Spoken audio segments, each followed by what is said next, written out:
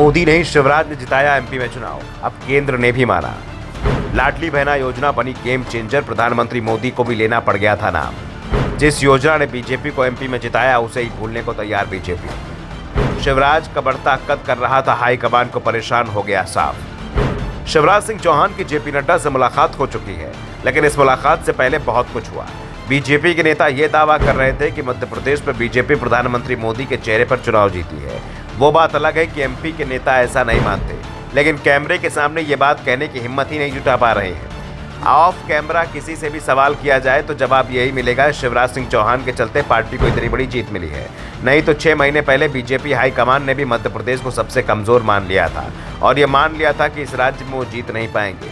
लेकिन चुनाव परिणाम में बीजेपी के लिए मध्य प्रदेश ही सबसे मजबूत किला बनकर उभरा।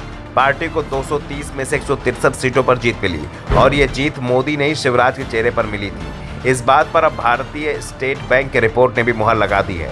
दरअसल सरकार की तमाम एजेंसियों की ओर से सरकार लगातार चुनाव को लेकर जनता का फीडबैक लेती रही थी और एसबीआई की रिपोर्ट ने बताया कि जीत के पीछे शिवराज सिंह चौहान और उनकी लाडली बहना योजना थी। इस योजना ने हर सीट पर बीजेपी का कम से कम 1% वोट बढ़ाया।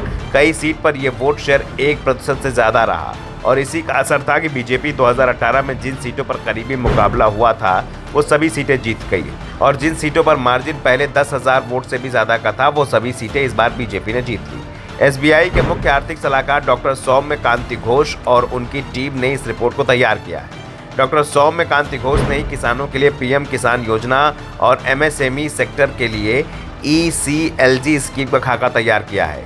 वे क्रेडिट हेल्थ गारंटी स्कीम को भी डिजाइन कर चुके हैं। लाडली बहना को लेकर तैयार की गई रिपोर्ट में उन्होंने लोकसभा 2022 में लोकसभा 2024 के साथ ही वर्ष 2047 को लेकर भी एक राजनीतिक डेटा पेश किया है। रिपोर्ट के मुताबिक अब देश की राजनीति को महिला वोटर्स ही दिशा देंगी। रिपोर्ट के मुताबिक 18 साल से सत्ता में रही बीजेपी के प्रति चुनाव से पहले एंटी इनकम्बेंसी थी। लाडली बहना स्कीम के चलते ये प्रो इनकम्बेंसी में बदल गई। लाडली बहना का असर ये रहा कि इस बार 2018 की तुलना में 3,67,000 से अधिक महिलाओं ने मतदान किया। सर्वाधिक महिलाओं वाले 3 जिले पन्ना, विदिशा व दमोह जिलों में लाडली बहना योजना के चलते सभी निर्वाचन क्षेत्रों में बीजेपी की जीत हुई। एमपी सरकार ने 28 जनवरी 2023 को लाडली बहना योजना लागू करने की घोषणा की थी। योजना में पात्र महिला को उसके आधार कार्ड से लिंक्ड बैंक खातों में डीबीटी के जरिए अब 1250 रुपए का भुगतान कर रही है। मतलब लाडली बहना स्कीम से हर महिला को साल में 15,000 रुपए का भुगतान किया जाना है। इस राशि को 3,000 तक बढ़ाने का आश्वासन दिया गया था। इस समय 1,31,00,000 महिलाओं को इस योजना का लाभ मिल रहा है।